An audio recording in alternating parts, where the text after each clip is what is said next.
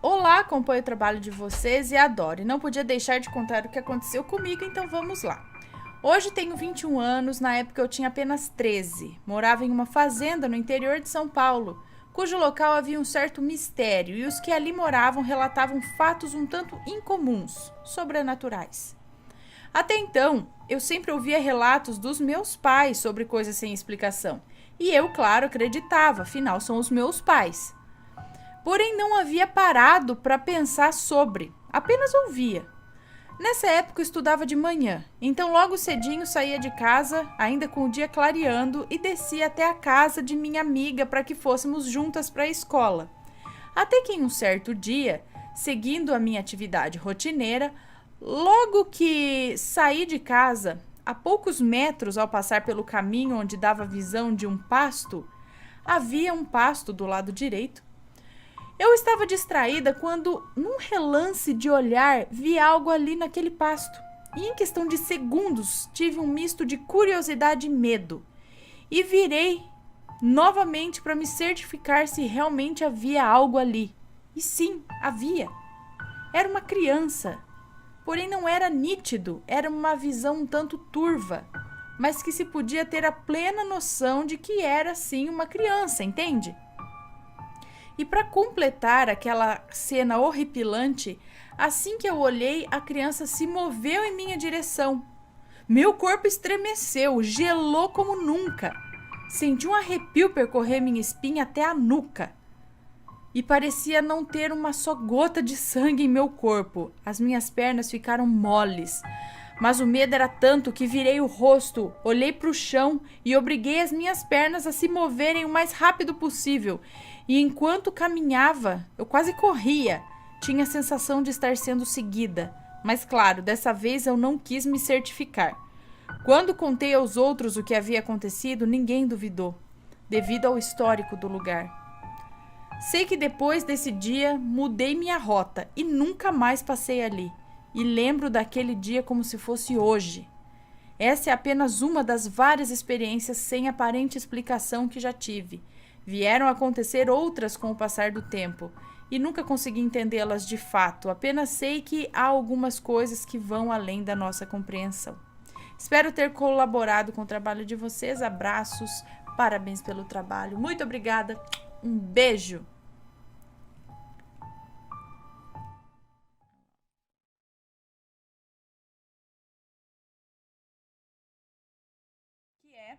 A desgraça puxou as pernas do meu marido. Ai, credo. Olá, Ana e olá, assombrados. Meu nome é Fulano, mas pode me chamar de Ciclano. Esse é o meu segundo relato. O primeiro foi Perdido em Sete Além. Bom, para contextualizar, eu preciso explicar que meu marido é aquele tipo de cristão que não acredita no poder das palavras. Vive xingando e proferindo nomes pesados e o mais usado é esse mesmo, o dela lá, Dona Desgraça. Estávamos deitados, meu marido Beltrano e eu, ambos mexendo no celular, quando do nada minha visão periférica vê o corpo dele descendo na cama e junto o grito de socorro. Ele dizia: amor, me ajuda, pelo amor de Deus, esse demônio, essa velha tá aqui puxando minha perna. Nesse momento que eu tive o clique, sabe, do que era que estava acontecendo. Segundos após, eu perguntei onde ela estava e ele disse que ela sumiu. E ficamos a noite inteira acordados. Ele com medo e eu sem conseguir dormir porque ele não parava de falar. Ana, eu sou médium auditivo e ao passar por essa experiência, eu percebi que esse ser realmente não é um espírito natural, e sim uma tulpa, uma forma de pensamento, tipo assim, uma tulpa. Se fosse um espírito, eu com certeza ouviria algo. Foi como se o nada puxasse ele, e se eu não tivesse visto, eu não acreditaria. Não tem como o corpo humano se arrastar para baixo na cama sem se movimentar. E o dele realmente pareceu ser puxado. Ana, muito obrigado por ler o meu relato. Desculpe os possíveis erros. Um grande abraço para você, para o Matheus, babies, pets e todos os assombrados. Gente, deixa o like, se possível, se tornem membros e deem uma visitinha na loja assombrada. Beijos, ó. Beijo para você, obrigada. Gente, como assim puxou o pé, assim? Mas é verdade, para ele ser levado para os pés da cama da forma que ele tá falando que foi, ele teria que, sabe quando você vai dando uns pulinhos assim na cama para você se arrastar para baixo? Agora, ser puxado assim, dá pra... Credo?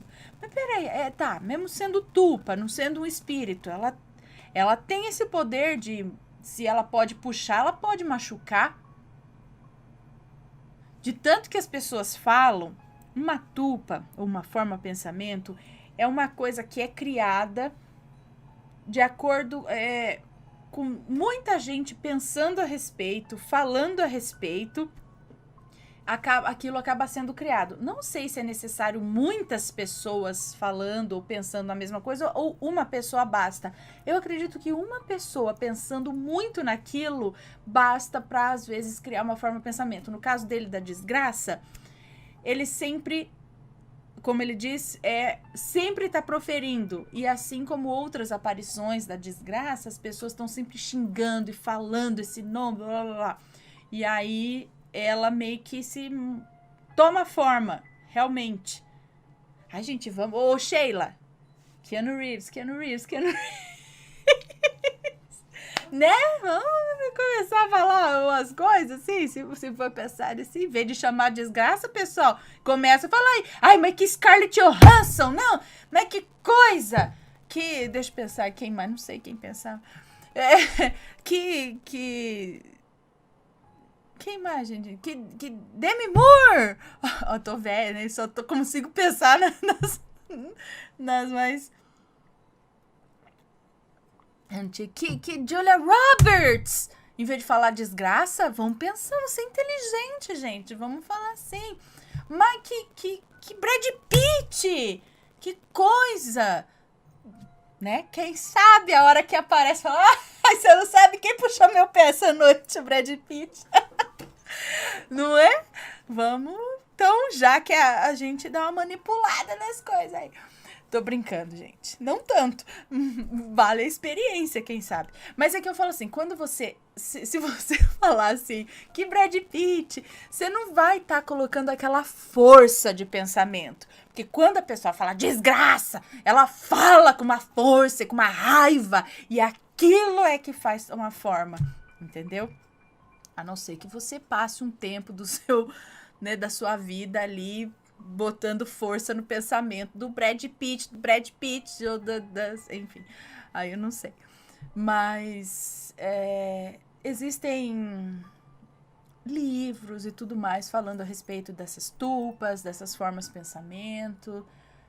Às vezes se materializam em forma de cachorro preto, os cachorros negros aí podem ser formas, pensamentos, tupas, sei lá, de pensamentos ruins às vezes. Não que sejam fantasmas, entendeu? Isso é interessante. E a gente já viu outros relatos aqui de pessoas que são arrastadas da cama. Vocês lembram uma vez de um vídeo que surgiu? Tem até acho que era na época até do sobrenatural.org. Um garotinho, não lembro que país que era. Não lembro. Ele tá na rua e ele reclama que alguma coisa fica puxando ele. Então tem até a filmagem, tem um muro atrás, uma cadeira de plástico, e o menino, se não me engano, tá sentado na cadeira de plástico, e uma coisa começa a puxar ele segura assim no muro, na cadeira, e a perninha dele vai assim, ó, como se alguma coisa realmente puxasse o menino. É interessante, não parece que é ele que estica a perna, parece que ele realmente desequilibra enquanto alguma coisa puxa. É muito interessante esse vídeo, eu achei. Não sei se vocês vão lembrar. Inclusive a cadeira cai e aí ele fica assim se segurando, alguma coisa puxando as perninhas dele. Né? O que será? Será que pode ser também Até a mãe, os parentes estão juntos, falando, lá, tá vendo? Como que fica fazendo com eles? Eu até queria saber a atualização disso. Será que tem alguma atualização? Isso continuou acontecendo com o menininho? Matheus talvez lembre disso.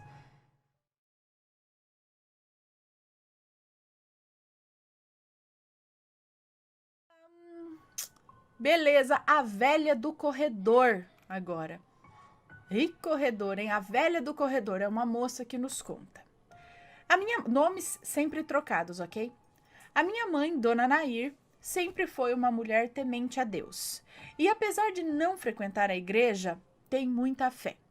Mas o que poucos sabem é que ela, desde muito nova, tem experiências que para sua religião são inaceitáveis. Ela sente e prevê coisas, seja em sonhos ou em sensações. E compartilhou comigo e com a minha família grandes causos, como ela chama. Eu vou relatar o que, dentre todos os outros, foi o que mais me intrigou. Pois bem, lá por volta do ano 2000, morávamos em uma pequena cidade no interior do Rio Grande do Sul, com pouquíssimos habitantes. Uma ou outra loja, apenas um restaurante e um mercado. O mercado era da minha família. Tínhamos um bom lucro, pois, por ser o único da região, ele era bem frequentado. Enfim, éramos uma das famílias com melhor condições financeiras ali do local. Certo dia, uma das casas mais bonitas da cidade foi colocada à venda. Ela era grande, espaçosa, com 8 quartos e um porão gigantesco, que sempre me causou arrepios. Era uma casa assim de encher os olhos.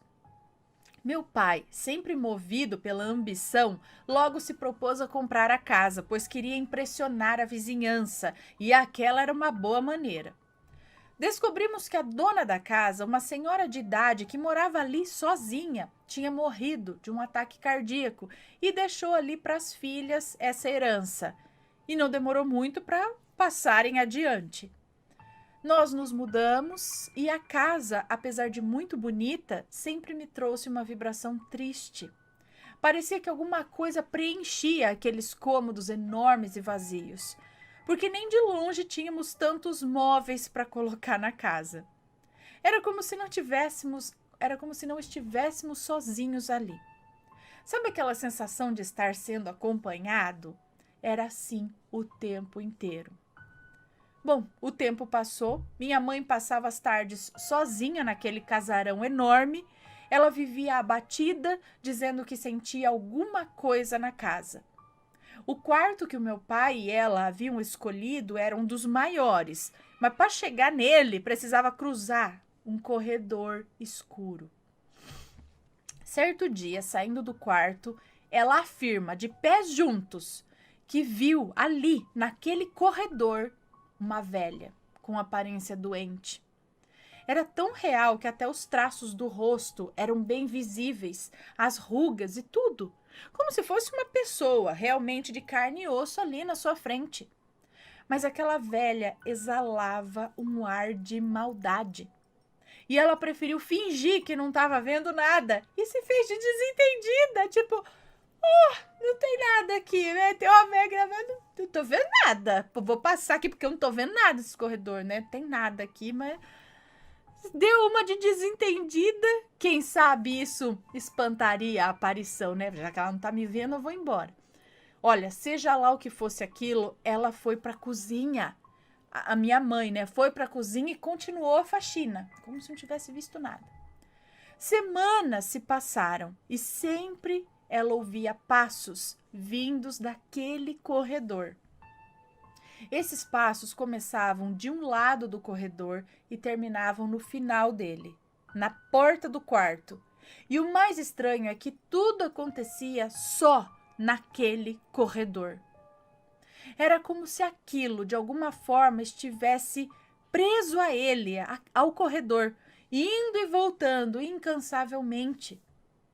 Entre uma fofoca e outra ali dos vizinhos, descobrimos que a antiga proprietária da casa era uma mulher muito mesquinha e soberba, e que nem as suas filhas a queriam por perto. Minha mãe estava no seu limite já, e todas aquelas experiências a deixaram muito fraca e debilitada. Então nós resolvemos, depois de alguns meses, ir embora de lá, procurar outra casa. Desde então, tudo ocorreu bem. Hoje nós moramos na capital, não temos mais notícias daquela cidade nem daquela casa. Espero eu, de coração, que ninguém esteja morando lá, porque nunca, em toda a minha vida, eu vi um ambiente tão escuro. Mesmo que todas as luzes estivessem acesas, ali era muito sombrio, escuro. Só presenciando isso para saber como é. E aqui a gente volta mais uma vez nos relatos que a gente viu alguns dias atrás e ao longo aqui dos relatos no canal, o ambiente escuro, por mais que tenha janela aberta, por mais que tenha luz no lugar, parece que é escuro e frio. Então isso é um indício, pelo que percebo, de que tem coisa ali, tem assombração, tem alguma coisa ali quando esse ambiente é escuro e frio. Ou só escuro, não sei, né? Ficar, alerta aí nesses lugares. E por que no corredor? Eu falo, gente, por que no corredor? Eu lembro que quando eu morava em Santo André, a gente tinha... Era um sobrado. Então, na parte de cima tinha... Você chegava na escada e tinha um corredor. A escada dava aqui. Daqui pra cá tinha o balaústre, né? O buraco da escada. Mas aqui pra frente da casa ficava o quarto da minha mãe. E pra cá tinha o banheiro, o meu quarto. E no final do corredor, o quarto do meu irmão. E aí tinha esse corredor, entendeu? E eu tinha um pouco de medo, principalmente da hora que tinha que passar aquele fosso da escada, né? O buraco ali que... E eu saía do meu quarto, tinha que passar pelo banheiro, pela escada e para chegar no quarto da minha mãe. Era sempre correndo, porque por trás eu achava que ia ter alguém, pela frente ia subir alguém do corredor da escada, não sei, ai meu Deus. Então era sempre, aí eu queria dormir com a minha mãe, ou que minha mãe dormisse comigo, mas quando eu acordava sozinha e tinha que correr pro quarto da minha mãe, isso até uns 13, 14 anos, que foi o tempo todo que a gente morou lá. Foi assim. Então, eu tinha medo de sair no corredor. Eu também tinha medo de ficar sozinha no quarto. Tinha medo de tudo. Tinha medo.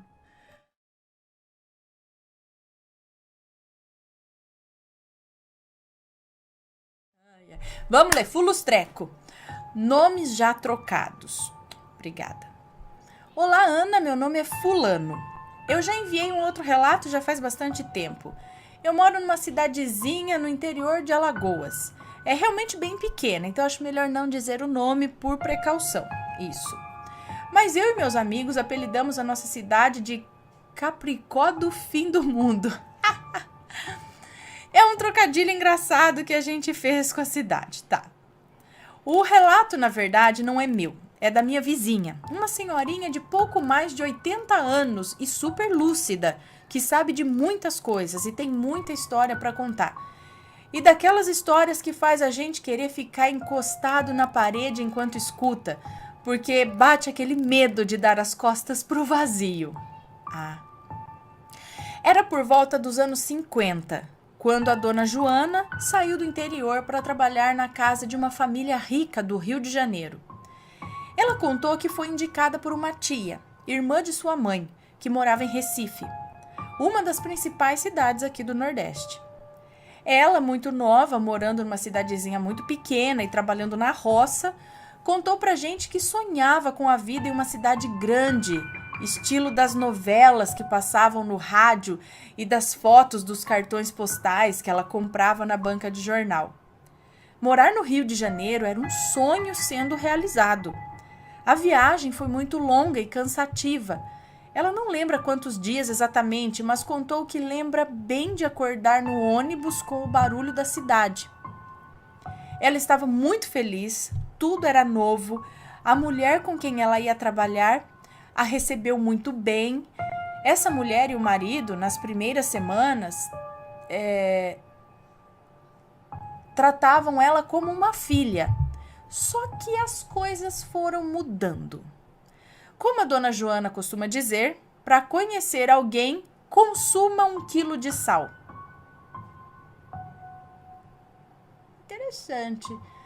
Porque até você consumir 1 quilo de sal, leva um bom tempo. Então, você precisa desse tempo, né? Porque a gente come um pouquinho de sal por dia. Até você consumir 1 quilo de sal, você vai levar um bom tempo. E é esse tempo que você precisa para conhecer uma pessoa bem. Legal, interessante. Para conhecer alguém, consuma 1 quilo de sal. Eu acho que é isso. Não sei se eu entendi direito a frase, mas eu entendi isso. Enfim. Essa mulher e o marido se mostraram duas peças ruins que não valiam nada. Começaram a tratar mal a Dona Joana. Primeiro começou com gritos por qualquer coisinha. Depois eram horas de trabalho e nunca estavam satisfeitos com nada. Mudaram ela para um quartinho no fundo da casa, cheio de bagunça, que mal cabia a cama. E começaram a deixar de pagar o salário. Ah, bonito, manda. Bom, um dia ela foi ao mercado e quando voltou as coisas dela estavam todas reviradas e seus documentos tinham sumido. A identidade e a carteira de trabalho. A mulher só não levou a certidão de nascimento porque, por precaução, ela guardava bem escondida em uma mala. As coisas não pararam por aí. O tempo passou mais um pouco e agora ela fazia tudo sozinha na casa. Passou a comer só uma vez por dia e, quando terminava de fazer os trabalhos, a mulher trancava ela no quartinho. As poucas vezes que ela conseguia ver a rua era pela manhã, quando ia comprar pão. E a única pessoa com quem ela falava era uma senhora que sempre varria a porta pela manhã. E mesmo assim era só um bom dia. Era ameaçada pela patroa, que dizia que se ela fugisse ia contar para a polícia e ela ia ser presa. E como a Dona Joana não conhecia as coisas, porque tinha vindo lá do interior, tinha muito medo e passou a ser uma escrava dentro da casa. Gente, eu fico matutando, como que a pessoa pode ser tão ruim? Como que... Vou continuar. Bom, tudo começou a passar mais ainda dos limites quando o marido da mulher passou a bater nela com um galho de goiabeira. Ela contou que quando ele não gostava de alguma coisa, tipo, ele achava que a roupa não tinha sido bem lavada ou a comida não tinha sido bem feita, ele batia nas pernas dela com o galho. Lembra da vizinha que ela dava bom dia quando ia comprar pão? Começou a perceber a magreza essa vizinha começou a perceber a magreza da Dona Joana e a ver as marcas nas pernas dela quando ela caminhava e a saia se movimentava. Então, um dia pela manhã, quando ia passando na volta da padaria, essa senhora chamou ela num canto para ter uma conversa rápida. Minha filha, se você ficar naquela casa, você vai acabar morrendo. Você tem que fugir daquele lugar. Aquele pessoal não vale nada. Olhe, eu sei que você sabe ler porque conhece dinheiro e vai ao mercado. Pegue esse papel, faça só uma mala e quando for meia-noite você acenda uma vela e leia o que tem escrito aí bem baixinho. Não abra o papel nem leia antes da meia-noite. Eu vou deixar o portão da minha casa aberto. Você entre e bata na porta e me chame que eu vou te ajudar. A Dona Joana disse que achou que a mulher era doida, mas como ela estava desesperada para sair daquele lugar, ela ia tentar qualquer coisa. Então ela fez como a senhora mandou. Fez só uma mala e quando ela achou que era meia-noite, acendeu uma vela, abriu o papel e leu o que tinha escrito. Eu lembro porque assim que cheguei em casa, claro que eu anotei e fui pesquisar na internet para poder contar no relato. No tal papel tinha escrito bem assim.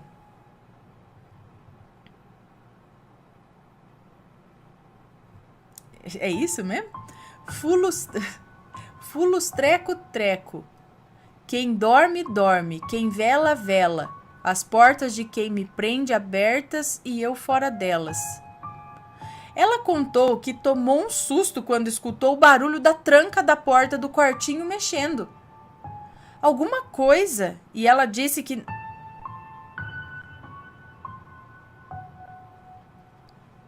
alguma coisa e ela disse que nunca quis saber o que era, tinha aberto a porta do quarto. E não só do quarto, tinha aberto todas as portas que davam para a saída da casa.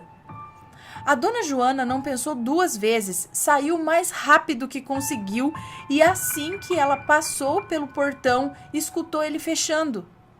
Ela conta que teve a impressão de que alguma coisa pelo lado de dentro fechou o portão.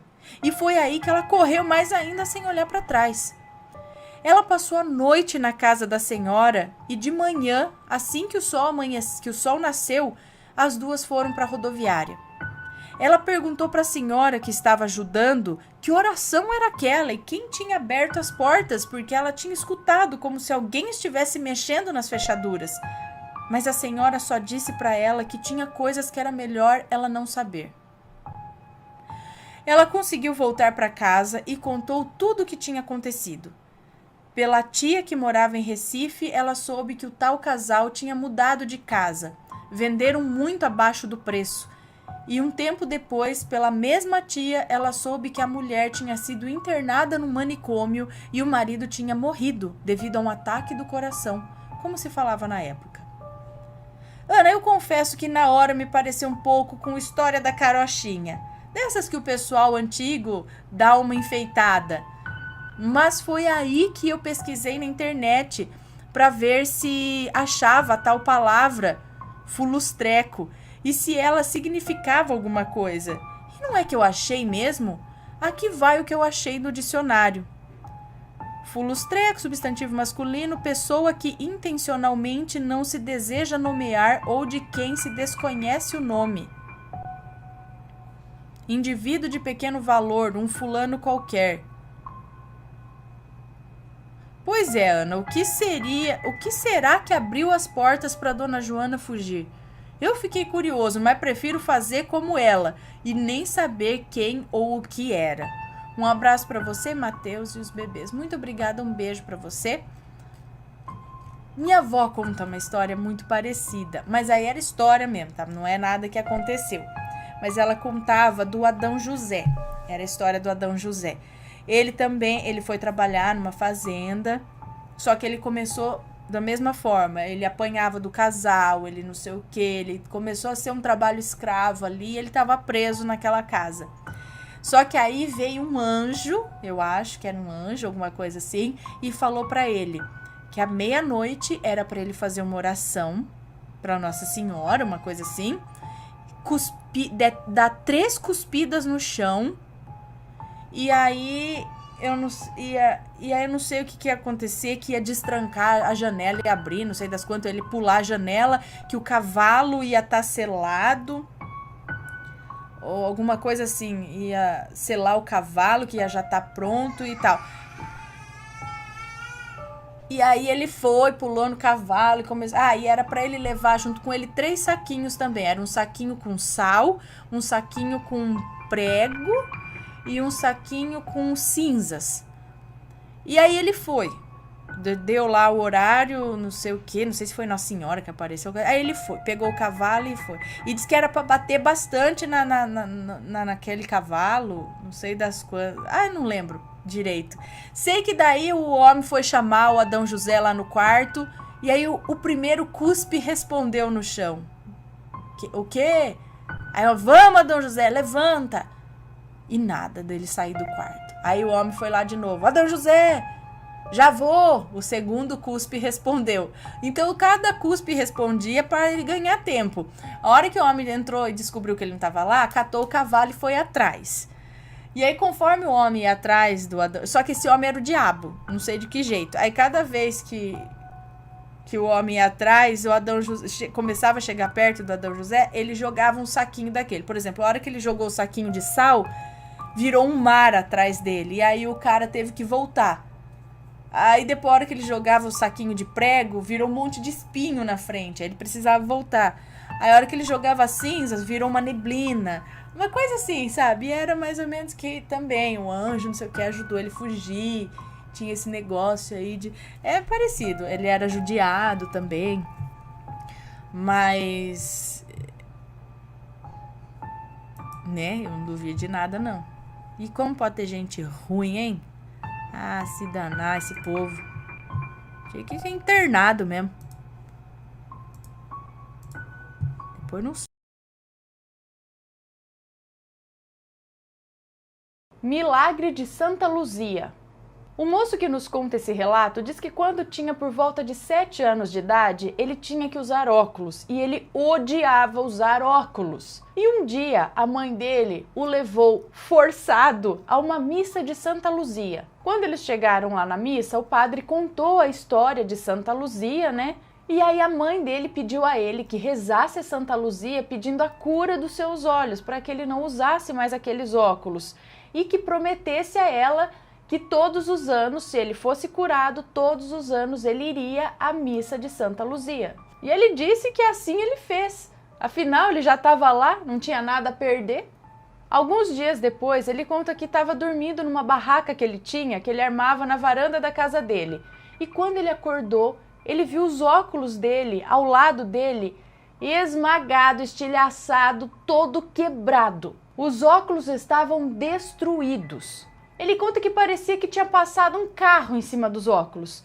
É claro que ele tomou uma bronca da mãe dele e teve que voltar no oftalmologista. Afinal, ele precisaria fazer outros óculos, né? Mas assim que o oftalmologista olhou nos exames dele, ele disse que deveria ter algum erro no exame anterior, porque a visão dele estava perfeita.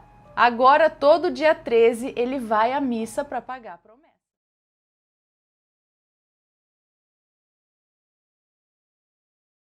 Aqui, o mistério da foto. Olá, Ana e Matheus. Primeiro gostaria de dizer que adoro o trabalho de vocês, acho incrível e fascinante. Obrigada. Tá tudo certo? Deixa eu ver, acho que tá tudo certo. Beleza. Bom, não sei se é necessário nomes fictícios, mas em todo caso os usarei. Isso aí. Bom, já enviei um relato para vocês, A Criança no Pasto. Eu não li esse, li?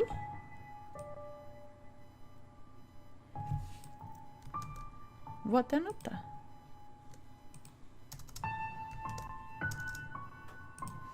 Que foi uma experiência vivida por mim. Hoje venho contar uma vivida pelo meu pai, hoje com 51 anos. É uma moça. Me chamo Alice, nome fictício, tá? E na época do acontecido, meu pai, João, tinha por volta de uns 20 e poucos anos.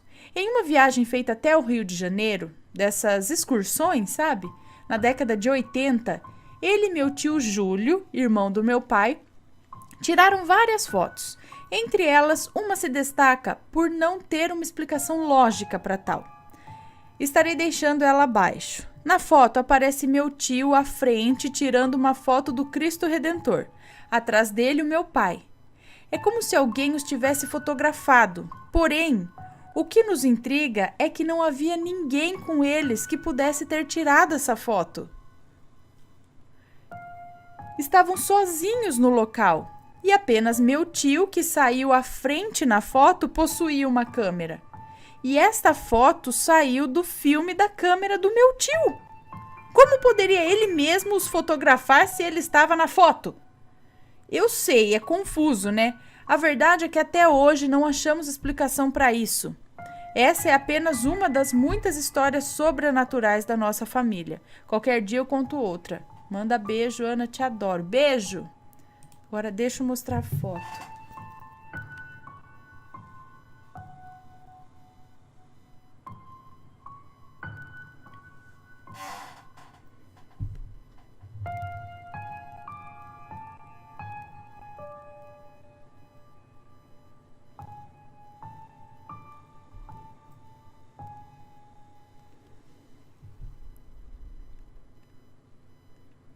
Estão vendo aqui a foto, ó? Então, ela diz que aqui na frente é o tio.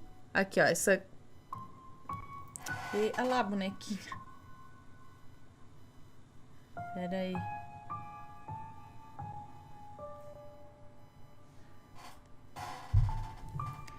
Lá na frente, aqui, ó, é o tio, que não sei se dá pra vocês verem, que tá com a câmera lá, o relógio, e tá fotografando Cristo. Atrás dele é o pai dela.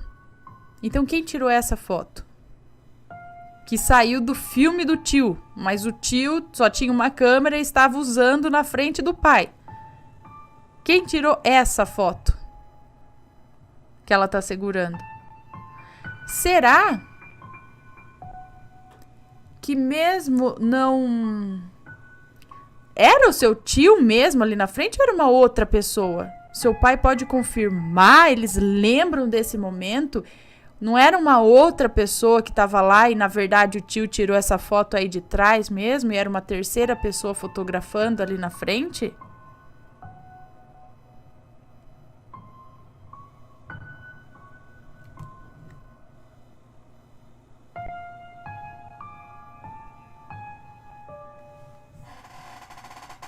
Os dois estão de branco, é isso?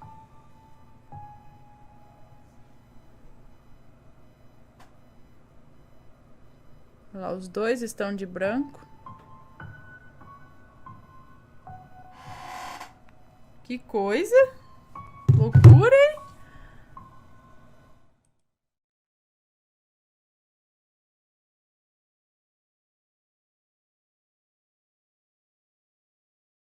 O obsessor, relato raiz. Não sei, relato raiz, não sei o que é um relato raiz, mas vamos lá. Olá, Ana. Primeiramente, um grande abraço para vocês do Assombrado. Acompanho vocês desde o sobrenatural.org e fico muito feliz com o canal por manterem sempre sua essência. Parabéns. Muito obrigada. Todos os nomes estão trocados, serão poucos nomes, sendo que os fatos foram ocorridos comigo e contarei na primeira pessoa. Pode relatar sem preocupações. Beleza. É uma moça que nos conta. Me chame de... Se for preciso, chamarei, mas tá. É uma moça. O obsessor. Então, beleza. Aqui ela separou por pequenos capítulos, tá? Então, capítulo 1, primeira visão. O ano era 1998, na cidade de Franco da Rocha. Ai, que susto, porque a pessoa fala e depois põe entre parênteses. Aí eu falo e de repente a pessoa fala, por favor, não fale o nome da cidade. Então não põe o nome da cidade, mas não, tô falando nesse caso aqui, ela pediu, por favor, cite a cidade, é importante pro relato, então beleza. É porque tem gente que põe assim, sabe, fala é tal lugar, por favor, não fala a cidade, depois que já tá escrito, fala, opa, já foi, então não vou mais contar o relato, né, já foi-se tudo. Então vamos lá, o ano era 1998, na cidade de Franco da Rocha.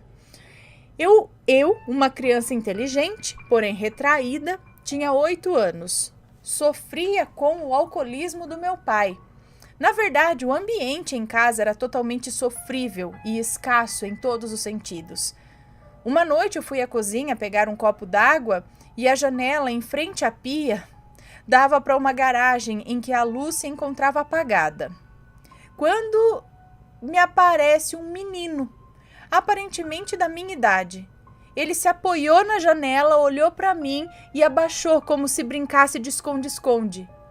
Eu simplesmente deixei o copo na pia, fui pro quarto e não me lembro se contei para alguém, pois a comunicação em casa era horrível. Essa foi a primeira aparição, como que abrindo a porta do sobrenatural para mim. Logo os meus pais se separaram. Sendo clara, ele nos abandonou à sorte. Minha mãe ganhou um ex-marido e eu e minha irmã, de 1 ano, um ex-pai. Passado algum tempo, minha mãe se ergueu sozinha. Conseguiu um emprego na capital, São Paulo, precisando assim levantar muito cedo para ir trabalhar. Saindo ainda de madrugada e voltando para casa só à noite. Capítulo 2. Ele. Em 1999, minha mãe alugou uma casa com 2 quartos, bem em conta na época. Para nós era uma vida nova, pois marcava a independência e força da minha mãe, que tinha se firmado em seu emprego de doméstica em São Paulo. Embora muito abusivo, ela aguentava firmemente para nos criar dignamente. Essa casa eu teria um quarto só meu. Nessa casa eu teria um quarto só meu. Mas como a alegria de pobre dura pouco, logo percebemos que o meu quarto era totalmente escuro, com uma parede que minava água, pingava água mesmo, pingava água, mesmo sendo completamente, não, pingava água mesmo da parede do quarto, sendo completamente insalubre, desconfortável e gelado. Eu insisti em dormir nele, pois era novidade, né? Ter um quarto só para mim. Mas foi aí que começou. Minha mãe saiu um dia para trabalhar. Ela saía às 4 da manhã. E assim que ela fechou a porta e se foi, eu ouvi passos fortes na escada, como se fosse um homem muito grande e pesado, usando coturnos militares, sabe? Usando um coturno militar, vindo em direção à porta. Escutei uma pancada na porta e esses passos pesados vindo em direção ao meu quarto. Enquanto eu ouvia isso, tinha uma vibração no meu quarto que eu posso assimilar ao barulho de um trem passando nos trilhos. Essa vibração ficava todo o tempo enquanto eu sentia essa presença enorme que agora estava no meu quarto. Eu o sentia olhando para mim, porém eu não conseguia ter coragem para abrir os olhos e fitá-lo. Isso se tornou cotidiano no pouco tempo em que ficamos nessa casa, que foi cerca de 4 meses.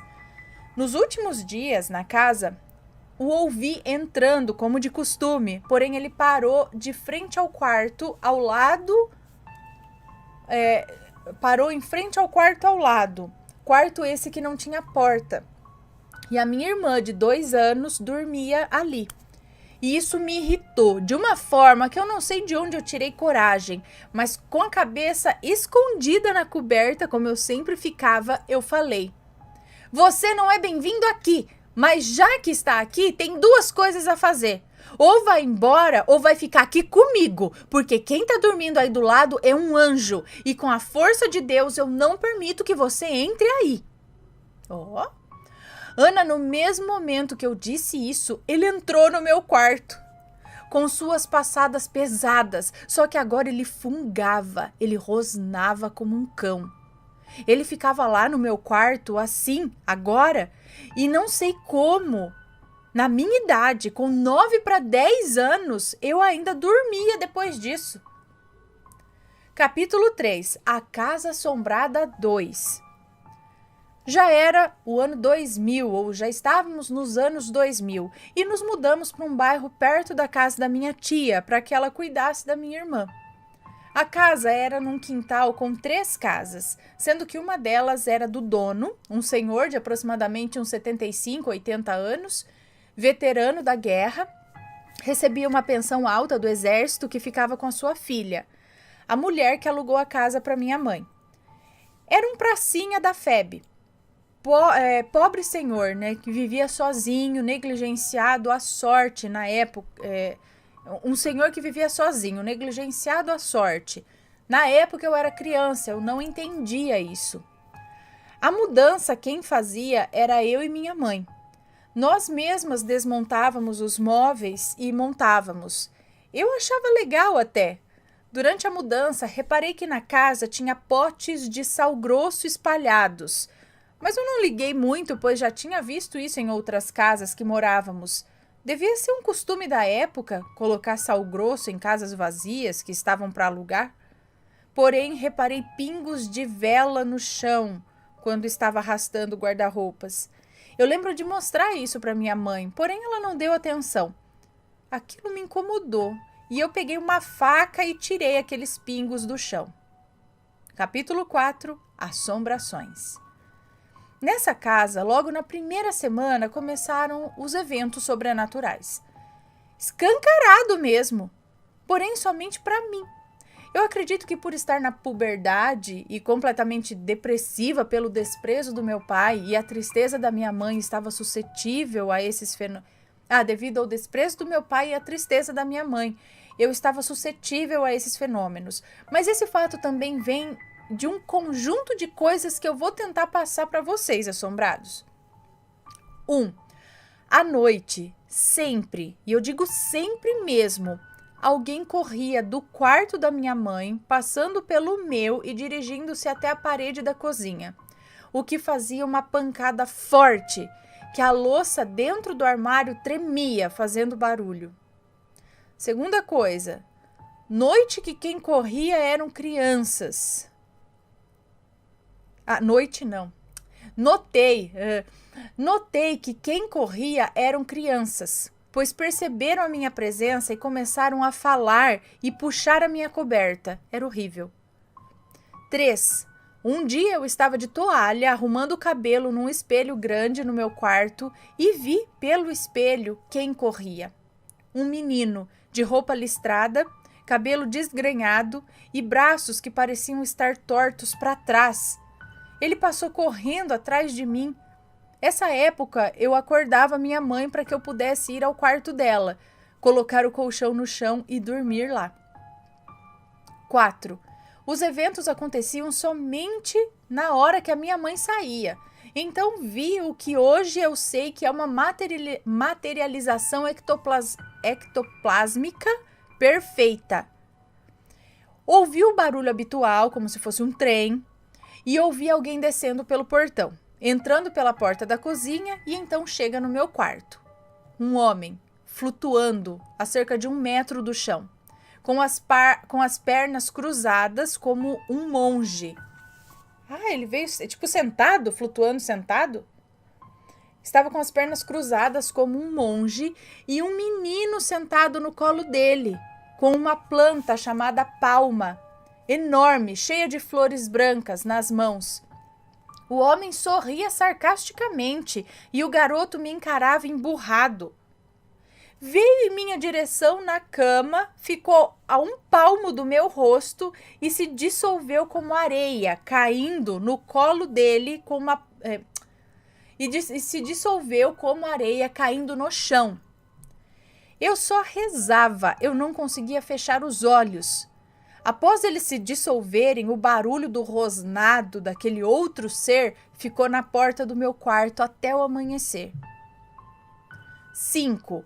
Uma noite eu acordei e vi saindo do quarto da minha mãe uma luz do tamanho de uma pessoa.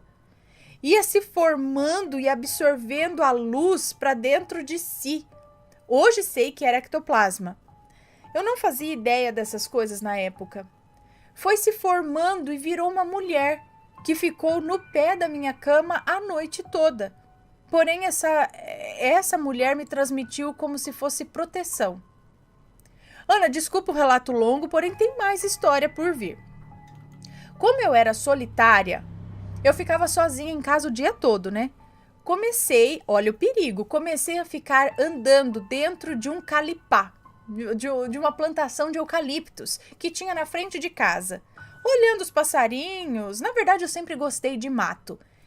Em uma andança dessas, achei 2 despachos cheios de dinheiro e bobinha ainda pensei, já apagou as velas, não deve ter problema pegar. Fui e peguei o dinheiro do despacho. Comprei 2 CDs e uma fita com o dinheiro.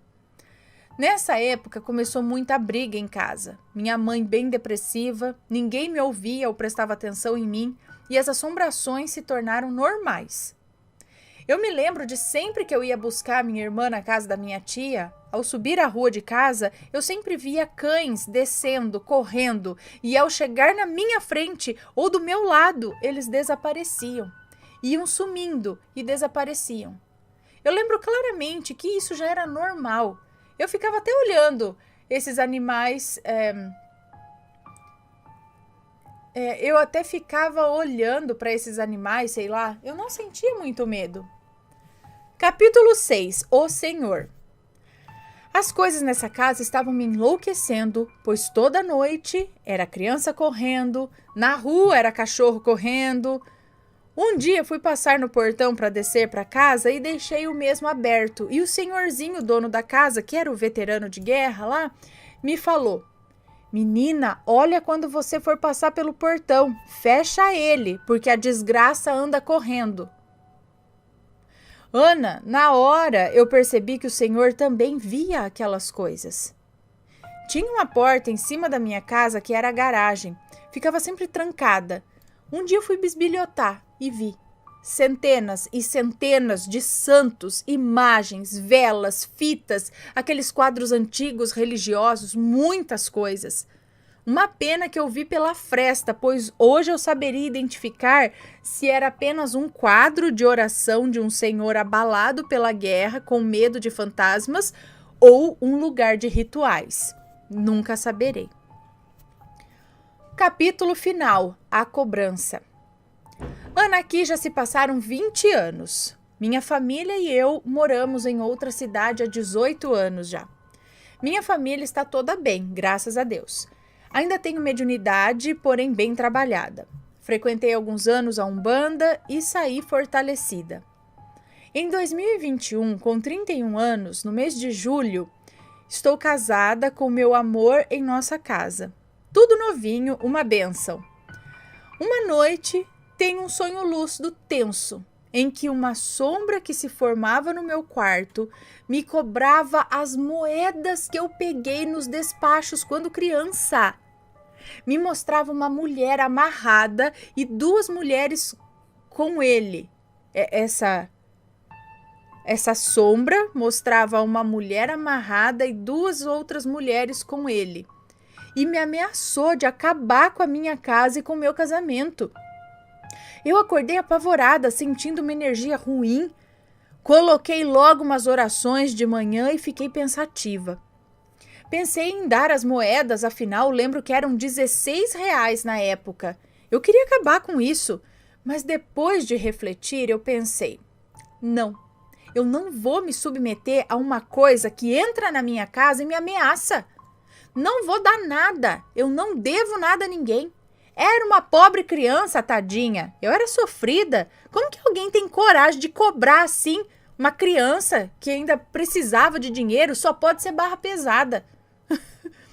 Ana, eu pesquisei e achei a oração de 21 dias de Arcanjo Miguel. Capítulo final 2. A despedida. Ana, isso que vou contar agora mexeu demais comigo e posso dizer que de tudo, e olha que foram muitas coisas sobrenaturais que eu já vivi na vida, mas essa foi a que mais me apavorou.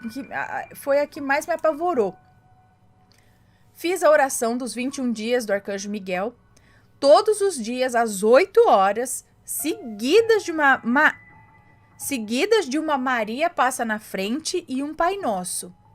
Essa oração de 21 dias do Arcanjo Miguel é um decreto fortíssimo, que nela a gente decreta corte de laços de vidas anteriores de todas as dimensões. Recomendo que leia para consulta, é ótima. Enfim, no 20º dia, faltando só um dia para terminar as orações, eu não conseguia dormir. Eu não preguei o olho um minuto. Fiquei a noite toda acordada, revirando na cama. Realmente não dormi um minuto. Eu estava preocupada de como ia trabalhar assim, insone. Deu 5 horas e meu marido saiu para trabalhar, 5 da manhã. Assim que ele saiu, aquela sensação da infância veio à tona. Passos pesados na minha escada, a pancada na porta. Os passos entraram na minha casa e as louças do meu armário batiam fazendo barulho. Tive coragem, Ana, e olhei. Era uma fumaça marrom escura, enorme, como se fosse um tornado de uns 2 metros, rodando devagar. Eu gritei com a voz embargada por Arcanjo Miguel, toda travada. E ele falou em voz gutural, estilo vocalista de death metal, sabe? Olha, depois disso, nem curto mais metal pesado. Antes eu até gostava. Tipo, assim. Então, com essa voz gutural, inumana, ele falou: eu não posso mais ficar com você. Paga suas contas. Paga suas contas. Paga suas contas. E desapareceu do meu quarto. Ana, desculpa o relato longo. Minha irmã é doida para eu mandar para você esse relato. Eu espero que leia e também espero que tudo tenha acabado. Depois disso, muitas coisas melhoraram para mim. Voltei para a religião afro e minha família está muito melhor, tirando o meu pai.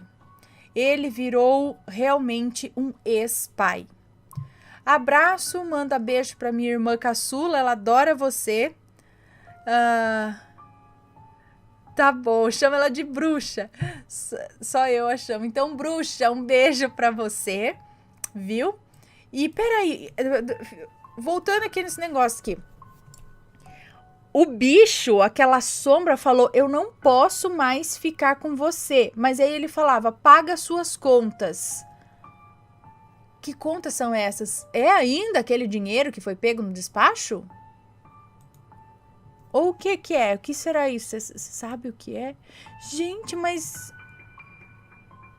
realmente, será? E isso foi cortado? Ele não pôde mais ficar com você também por causa da oração dos 21 dias do Arcanjo Miguel, que cortou todos os laços com outras vidas, por exemplo? Né? Porque... vai saber que essa era uma inimizade, alguma coisa que vinha de outra vida, porque desde pequenininha, né? Desde criança, com essas coisas... eu, hein?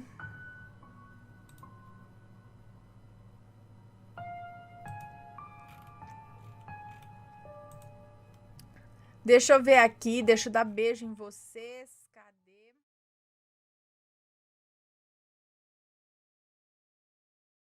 O ser de duas faces.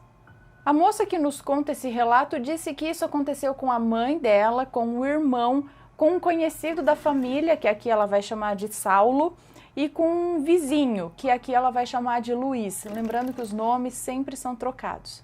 Então ela conta que estava na sala assistindo televisão e enquanto isso o irmão dela, a mãe e o Saulo estavam conversando lá na calçada. E os três lá conversando normalmente no portão, quando surgiu na esquina uma pessoa com uma roupa comprida, parecia um vestido longo assim, preto, com as mangas também muito longas, e essa pessoa veio na direção deles.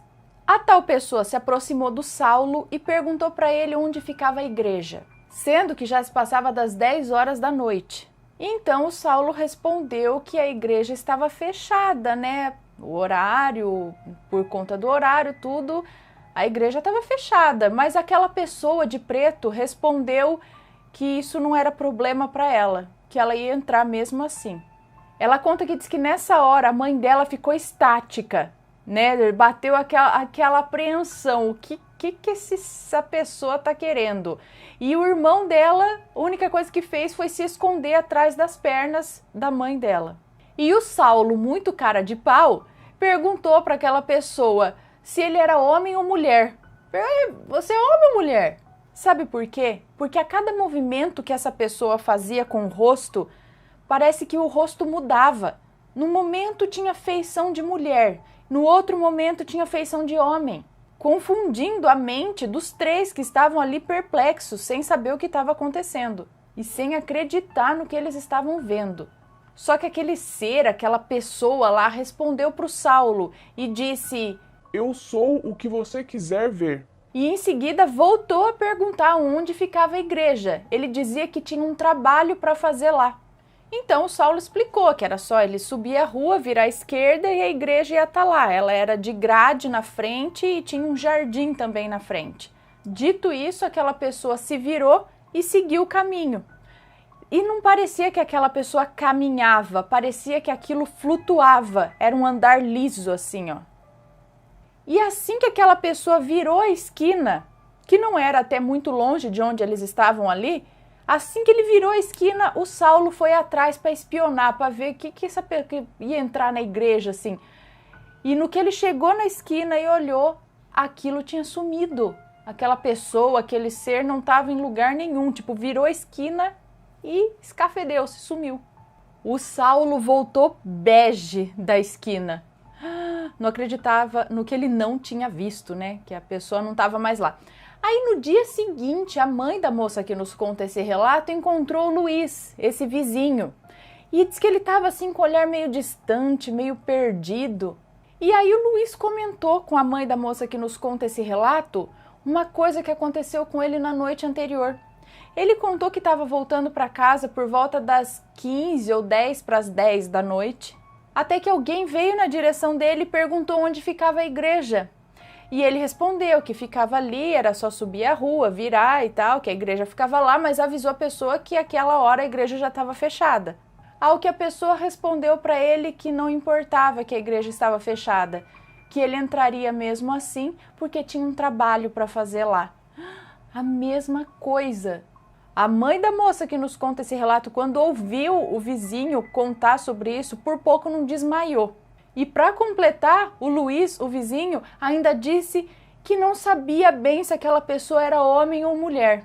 E foi aí que a mãe da moça que nos conta esse relato contou para ele que também viu na mesma noite o mesmo ser e conversou as mesmas coisas com ele.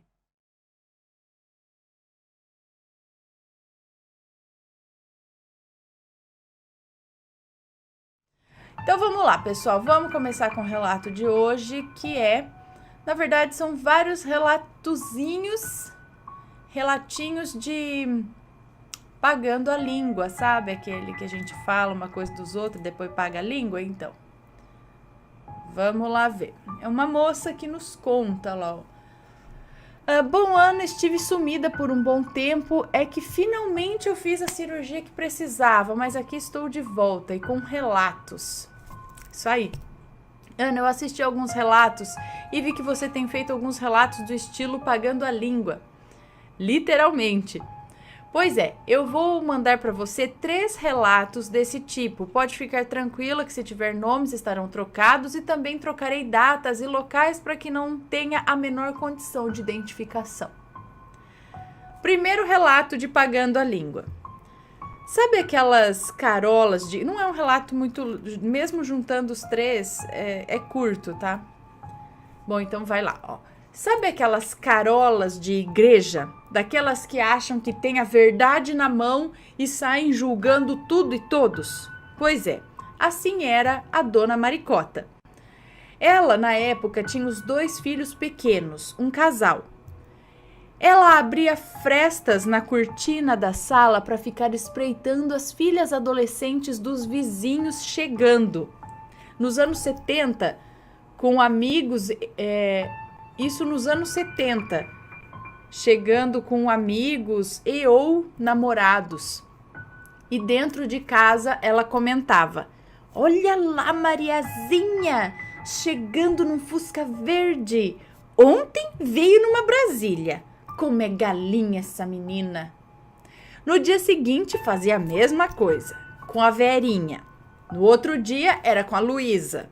E não se dava conta que a filha dela estava crescendo. Quando a filha dela estava por volta dos 14 anos de idade, lá pelo início dos anos 80, também resolveu namorar. Só que com outra menina.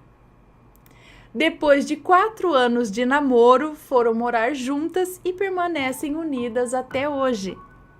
A mãe já faleceu, mas antes de falecer falou: eu preferia que a minha filha tivesse chegado em um monte de carros diferentes todos os dias, com um namorado diferente também, mas não, minha filha fez muito pior do que as filhas das vizinhas.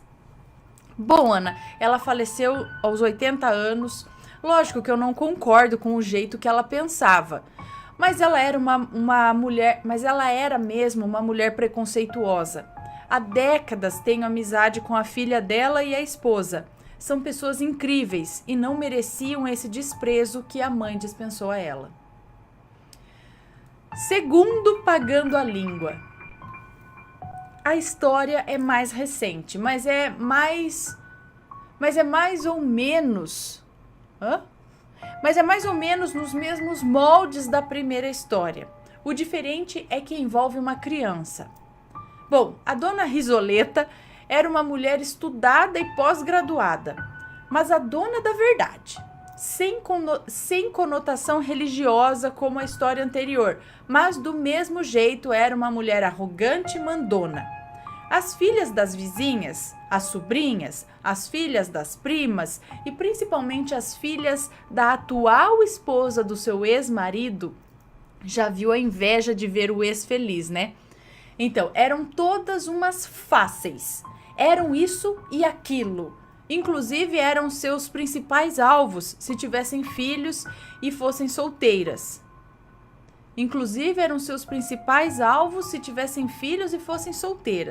Daí sim o bicho pegava.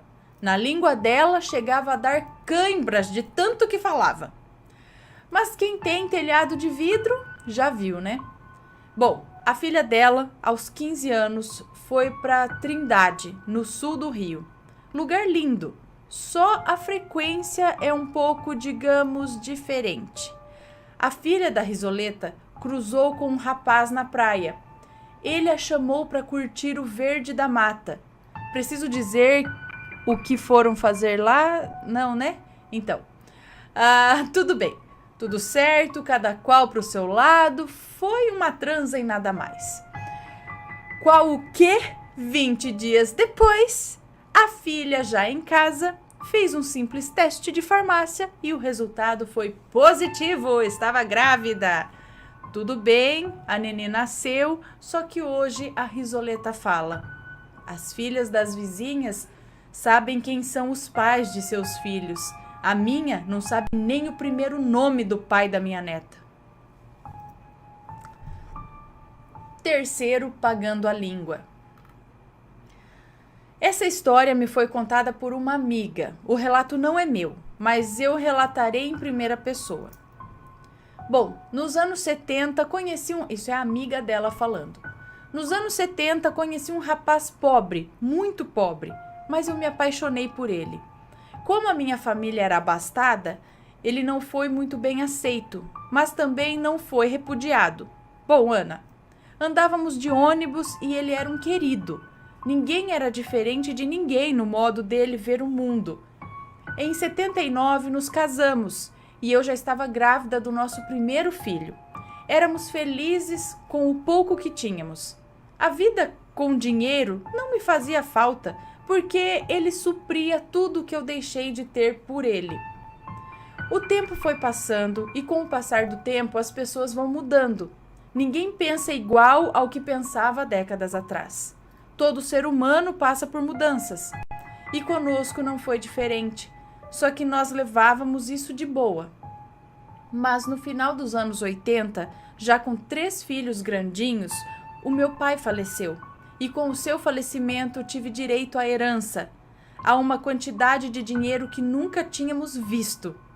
E junto a isso ganhamos na loteria. Sim, nós ganhamos na loteria. Com a herança que recebi, foi uma mudança de vida assim tão drástica. E algumas pessoas acham que foi para melhor, que chegou a dar medo. E do dia para a noite, Ana, o rapaz por quem eu me apaixonei não existia mais. Arrogante, mandão, do tipo que destratava garçons. Diminuía a empregada que tínhamos em casa. Foi um escárnio. Só que o pior ainda estava por vir. Por mais que eu falasse, por mais que eu argumentasse, ele ria de mim. Dizia que para mim todo mundo era igual, mas que a verdade não era assim. Se desfazia de negros e principalmente de nordestinos. Só que, Ana, a mãe dele era alemã, só que o pai era um mulato. Quem era ele para falar dessas pessoas? Eu falava, mas não tinha jeito. Até o dia em que, reunidos na sala com amigos, ele começou de novo a falar um monte de merda. E eu disse, olha, nós temos 3 filhos. Você já pensou que um deles, ou todos, podem se casar com nordestinos ou negros e nos dar netos descendentes de nordestinos e ou negros? Daí veio da boca dele a pior das respostas que eu podia ouvir. Ele disse, pior para mim não vai ser ter netos negros ou nordestinos. Pior vai ser aquela cambada de neguinho me chamando de vovô. Bom, em menos de um ano, estávamos separados. Ana, depois de 5 anos que estávamos separados, ele se casou novamente com uma moça negra e do sertão da Bahia. Com ela teve 2 filhos. Uma das minhas filhas teve uma netinha com um rapaz negro. E hoje ele mora com essa minha filha, com os 2 filhos que teve com a segunda esposa. Certo dia, há uns 3 anos atrás, eu fui visitá-lo, porque precisou de um estente no coração. E o assunto veio à tona, e eu disse: você não queria que netos negros ou nordestinos te chamassem de avô? Hoje você tem filhos que te chamam de pai. A verdade é que o preconceito, ele não tem... A verdade é que o preconceito, ele não tem mais, mas precisou experimentar na própria pele o que é amar filhos para não ter mais preconceito besta. Pois é, Ana, tchau. Gente, dá like aí. Ela escreveu, dá like, deixa o seu like. Pois é, gente, é incrível pensar como tem gente que ainda pensa assim. Mas a gente vê essas histórias de pagar a língua, e você falou aqui e teve que aprender aqui do mesmo jeito, não é? É um aprendizado instantâneo. Espero que aprenda, né?